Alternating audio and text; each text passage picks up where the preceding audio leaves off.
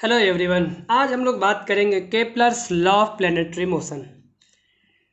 Kepler's law of planetary motion होता क्या है? प्लैनेटरी का मतलब हो गया प्लैनेट, यानी कि ये केपलर ने 3 लॉ दिए जिन्हें कहते हैं Kepler's first law, Kepler second law, Kepler third law, जिनका पूरा नाम है जॉनिस केपलर। ये 16th सेंचुरी के एस्ट्रोनॉमर हैं जिन्होंने ये लॉज दिए। Right. Kepler's first law, the planets move in a elliptical orbit, या उसी को पाथ कहते हैं, around the sun with the sun at one of the two foci of the elliptical path. इसका मतलब ये हुआ कि ये जो प्लैनेट है, यह प्लैनेट एक ऐसे इस तरह का इलिप्टिकल ऑर्बिट होता है। इसको इलिप्टिकल कहते हैं, जो बिल्कुल सर्कुलर ना होके, पूरा गोल ना होकर क्या है, इलिप्टिकल, थोड़ा सा चपटा, अंडे की तरह कह लो, आलू की तरह कह लो, जो समझ में आए वो कह लो। तो इसके अंदर जैसे सर्किल में क्या होता है, अब ये सर्किल है तो इसके अंदर एक सेंटर होगा, लेकिन इलिप्टिकल अगर पाथ है तो उसमें 2 फोसी होगा। फोकस का प्लूरल फॉर्म फोसी है, ठीक है, तो इसको फोसी कहते हैं। 2 है इसलिए फोसी, अदरवाइज फोकस कहते। राइट। ओके। नाउ अब इसमें से किसी एक प्लेस पे हम सन को सिचुएट कर सकते हैं, चाहे यहाँ रख लो चाहे यहाँ रख लो, बात एक ही है। यहाँ बोला है ना, the planets move in elliptical orbits around the sun with the sun at one of the two foci of the elliptical path. मतलब दोनों में से किसी एक पे सन है तो मान लेते हैं हम सन यहाँ पे है, मान लेते हैं ऐसे, खिचिक खिचिक खिचिक खिचिक खिचिक खिचिक खिचिक हो गया, सन हो गया। अब इसी के अराउंड ये जो सन है, अब ये जो इलिप्टिकल पाथ है, उसी में सभी प्लैनेट, जितने भी प्लैनेट हैं अपने सोलर सिस्टम में, वो सब मूव करते हैं। कैसे? मान लो यहाँ पे है, अर्थ ले लो या फिर कोई प्लैनेट ले लो। अरे जिससे तुमको प्यार है वो ले लो। सर कहाँ घुमा रहे? नहीं नहीं, अरे प्लैनेट की मैं बात कर रहा हूँ, प्लैनेट ले लो ना, प्लैनेट लेना है, कुछ और मत सोचना। चलो, ये ऐसे मूव कर रहा है, चिक चिक चिक चिक चिक चिक चिक चिक चिक चिक जुर्र करके ऐसे मूव कर रहा है ना, मूव करने दो। तो ये हो गया फर्स्ट लॉ, यानी केपलर ने ये कहा कि planets move in elliptical path. देखो ये इलिप्टिकल पाथ हो गया, ये इलिप्टिकल पाथ सन के चारों तरफ, अराउंड दी सन हो गया ना, ये around the sun with the sun at 146, एक पे हो गया क्या, सन। तो सन के चारों तरफ सभी प्लैनेट रिवॉल्व करते हैं, उसी को फर्स्ट लॉ कहते हैं। अब सेकेंड लॉ देखते हैं वो क्या होता है। अच्छा, इसको क्या कहते हैं, इस पाथ को कहते हैं इलिप्टिकल ऑर्बिट, इलिप्टिकल ऑर्बिट। ये हो गया सन, ठीक, ये प्लैनेट हो गया। अब सेकेंड लॉ देखते हैं। Now Kepler second law, second law देखते हैं क्या कहता है। Each planet revolves around the sun in such a way that the line joining the planet to sun sweeps over equal intervals of time. इसमें यह कह रहा है कि सबसे पहले क्या करें, सबसे पहले इलिप्टिकल पाथ बनाते हैं ऐसे, चलो ऐसे रेगुलर ही बना लो। ये हो गया इलिप्टिकल पाथ, यहाँ पे सन को रख दिया, खिच खिच खिच खिच खिचिक खिचिक खिचिक खिचिक खिचिक खिचिक खिचिक, सन हो गया। यहाँ पे एक और फोकस है तो ये किसी एक पे रखना है हमें। अब ये कह रहा है इसमें से कि जब कोई प्लैनेट इस सन के अराउंड रिवॉल्व करता है, each planet revolves around the sun in such a way that the line joining the planet to sun sweeps over equal interval of time. मतलब यहाँ पे ले लो, मान लो यहाँ से चलना स्टार्ट किया, ये पॉइंट ए हो गया, चल के यहाँ बी हो गया, तो यहाँ से यहाँ तक आने में मान लो टाइम टी लग गया। चलो इसको मिला दो, लाइन ज्वाइन करना है ना, ज्वाइन कर दो। फिर यहाँ पे जब आ गया तब ये ज्वाइन कर दो, यहाँ से यहाँ तक आने में टाइम टी लग गया, किसको, सन को। अब ये जो एरिया कवर हो रहा है, जो स्वीप्स हो रहा है, एरिया जो कवर हुआ है, इसको ले लो, ठीक। अब ये कह रहा है कि अगर मान लो तुम यहाँ पे ले लो, अब ये चलते चलते चलते चलते यहाँ पे आ गया, ये पॉइंट सी कह दो, और सी के बाद से मान लो फिर यहाँ पे आ गया, इस डी पॉइंट पे। तो सी से डी चलने में भी अगर टाइम टी लगा है और इसको सन से मिलाएंगे, इसको सन से मिलाएंगे, तो ये देखो एक एरिया बना कि नहीं बना, ये एरिया हो गया। तो यह दोनों एरिया आपस में क्या होंगे, बराबर। अगर इसे ए कहेंगे तो यह भी क्या होगा, ए होगा।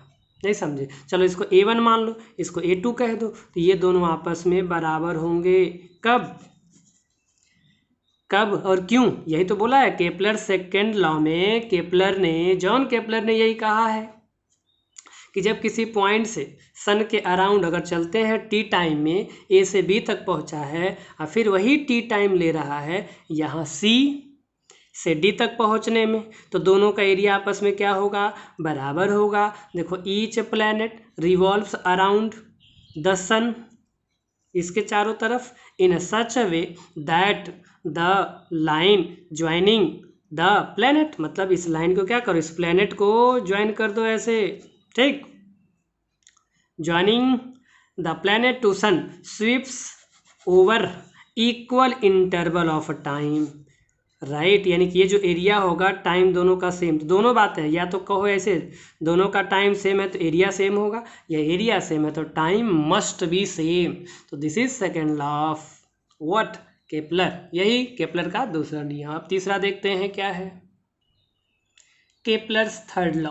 According to Kepler's third law, the cube of the mean distance of a planet from the sun is directly proportional to the square of time it takes to move around the sun।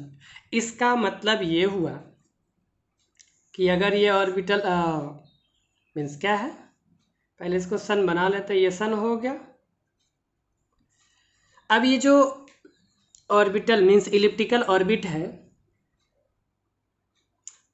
तो ये सन के around यहाँ पे ले लेते हैं एक कोई प्लैनेट।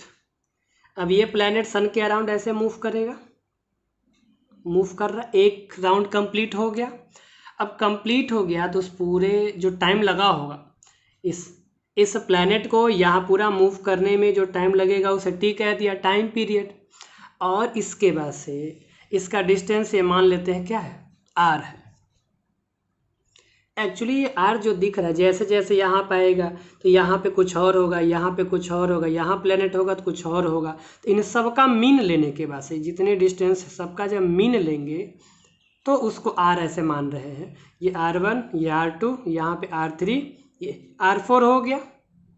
और इन सबको जब ऐड करेंगे तो आर आएगा, मीन निकालेंगे, ठीक है। तो क्वेश्चन में क्या बोला है, the cube of mean distance, इन सभी डिस्टेंस का मीन ले लिया R, of a planet from the sun, sun से, very good. It is directly proportional to the square of the time, और ये क्या है, टाइम पीरियड है। मतलब ये हो गया कि आर का क्यूब डिस्टेंस का क्यूब और जो टाइम पीरियड है उसका स्क्वायर, यानी ये जो टाइम टी है, यह टाइम टी क्या है, तो इस प्लेनेट को 1 रिवॉल्यूशन अराउंड सन कंप्लीट करने में जो लगा है वो टाइम टी कैपिटल हो गया। और जो R1, R2, R3, R4 ऐसे बहुत सारे आएंगे, उन सब का आर क्या है, मीन है। तो क्या कह रहा है, cube of the distance of the planet from this sun and what, square of time period.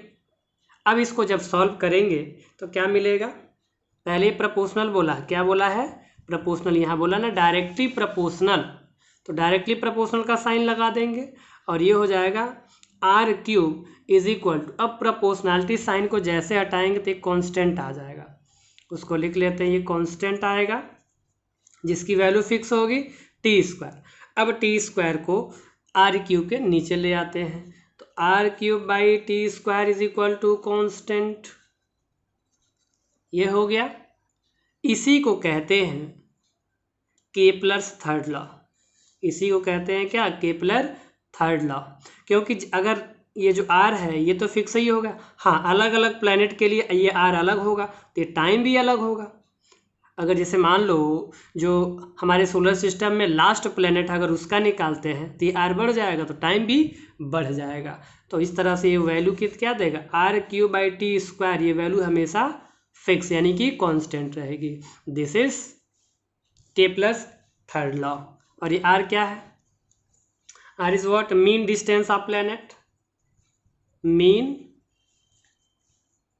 Distance of planet and T is equal to time period of what?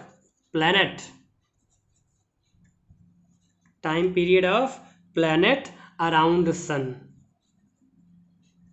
Around sun, sun के चारों तरफ होगा।